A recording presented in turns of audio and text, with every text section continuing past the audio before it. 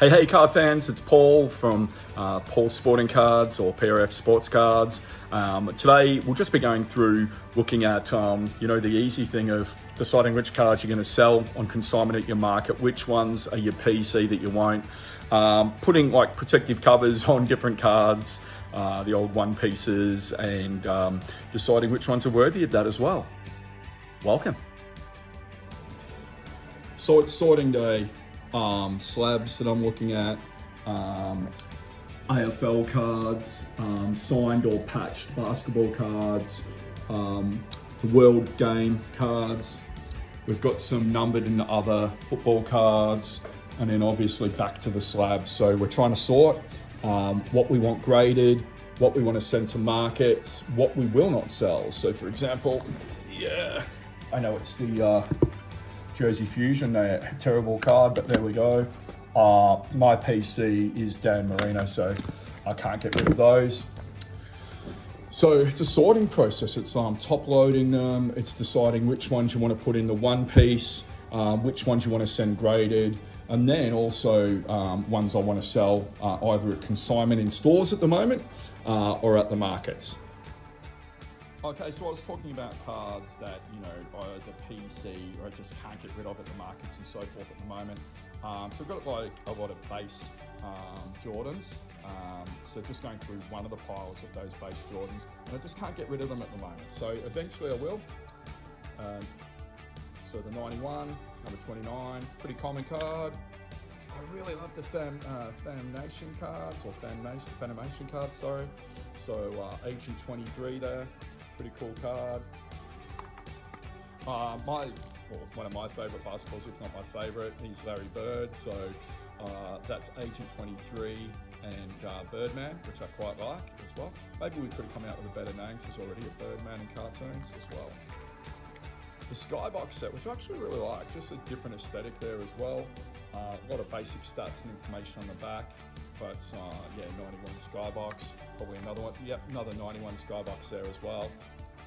So PSA 9. I really like the hardboard leaders as well. Unfortunately came back as an 8, but that's a 95. Near mints or mints. Really love this one. Like, this is the reason I can't get rid of them. I know it's an 8, but the Upper Deck Black Diamonds, I just really like the way they look. So, you've got your basic info there. I just love the look of those cards. Beckett's as well, an 8.5, pretty basic card. The 89-90 hoops, but corners, I don't disagree. The corners are quite soft on this one, but pretty happy with 8.5. And this one as well. I just really love the look of this card. So Upper Deck MVP, Jordan. I really miss the Upper Deck, but that's me showing my age. I came back as a 7. I was a little bit surprised because the surface looked pretty good. Corners, I didn't think the corners were too bad. But anyway, the 7, hey, we'll cop that for a Jordan. But that's kind of the example of the ones I just, at this stage in life, can't get rid of. So back to cards that I just can't get rid of at the moment. Been looking at a lot of Shohei Ohtani cards or Shohei Ohtani cards from either Japan or his first or second year in the majors. This is 2018 Panini Diamond Kings. It's a graded in a 10. It's a rookie card, so that's going in my PC. I've got a lot of those cards coming at the moment to me as well, so I've been ordering those from overseas.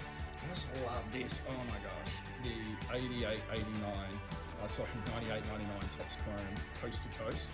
Just love this, I've been looking for a few of them.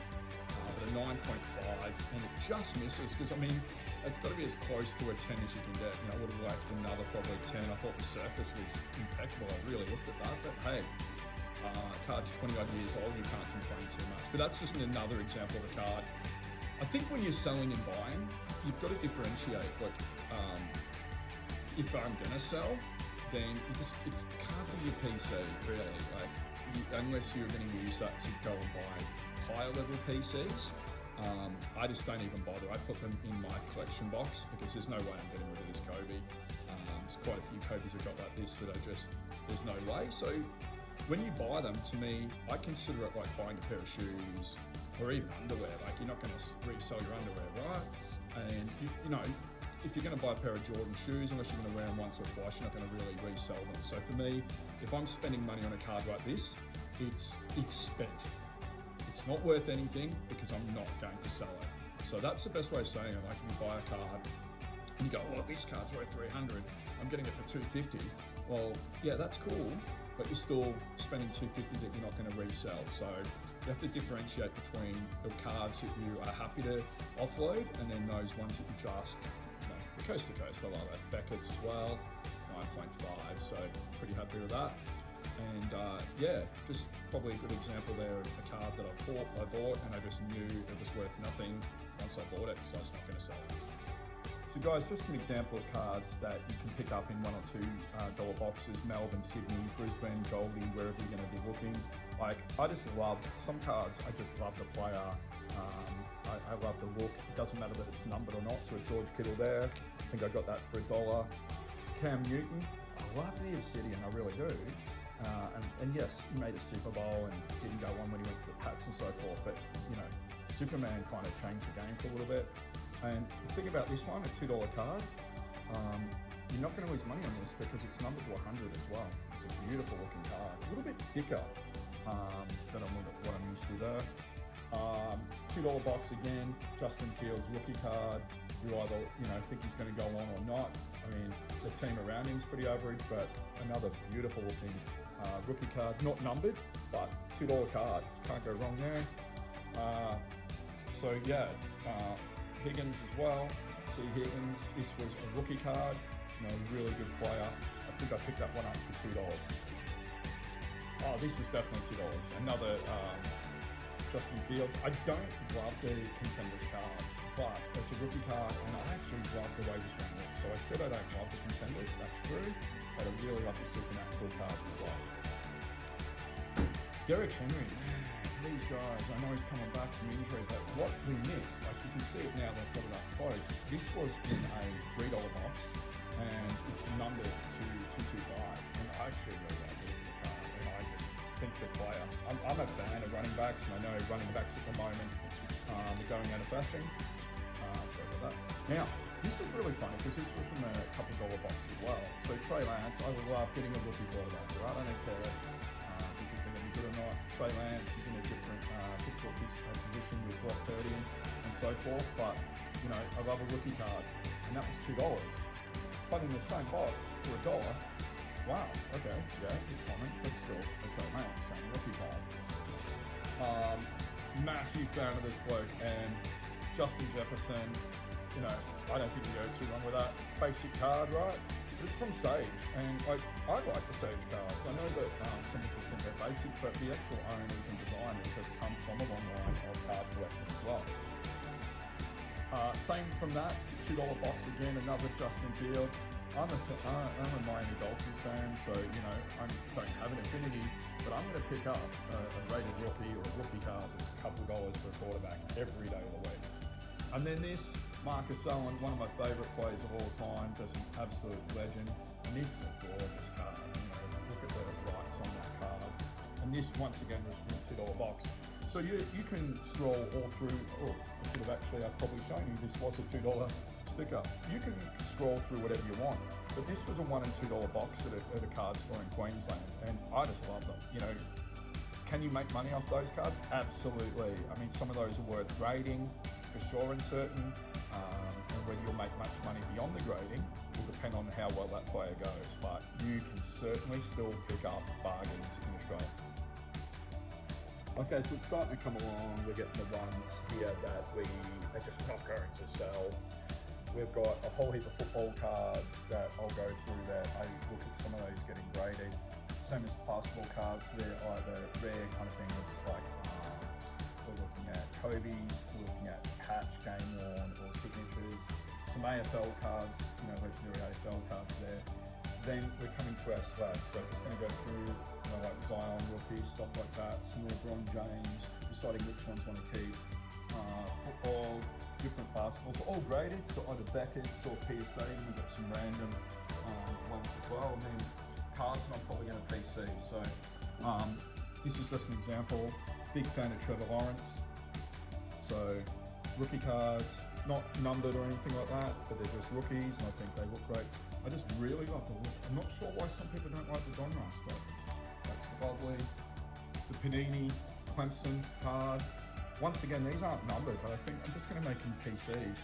Love these King of cards, man. I know they're see-through and all that kind of stuff, but really cool. The rookie card again. Can't complain about that Panini one. And these playoff ones, the QB playoff, I just really like the look, so they're going to become PC cards to me.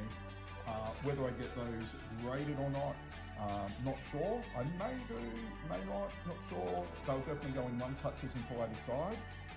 But you know, that's just an example. You know, these rookie cards from Trevor Lawrence, a player I think is really going to go on. I'm certainly PCing them. So, you know, once again, I think I've spoken about it. If you're PCing them, realistically, unless you're dying and they go to someone else, not worth any money. But getting there, this is the day, hey? Like sorting stuff out. Gonna have to go through plenty of the top loaders, and then we'll get into some one touches as well. So it comes down to this, like these are the first three I've done. Mobley lottery ticket, PSA 9, Jordan Bell, PSA 9 Chronicles autograph, numbered as well, I think a really reasonable price. And then Anthony Davis, Panini Chronicles, not numbered, but really nice looking card as well. So how do I price them? Look at recent sales on things like eBay. I use 130 points. I use Sports Card Investor, and it's just, you know, card traders and things like that as well. So, and then you look at what you've paid. So you do a list of what you've paid for the cards, and you do a list of what you're willing to sell them for, kind of like the worst point as well. But like anything, it's all based on what people want to pay. So after all the hard work of going through all the comps from different sites, and also looking at your own collection, what you want to get rid of and everything, I've got a box full, probably about 20 odd cards. 16 would be either PSA or Beckett certified and graded, and then a few raw cards as well. And we'll get those off to consignment, and hopefully the store likes them, hopefully I do as well. But that's, you know, a couple of hours of work there, to be honest. And you know, if you really want to do this as a living, it's a lot of work. You want to do it as a part-time hobby, it's a lot of work, but that work is a lot of fun as well.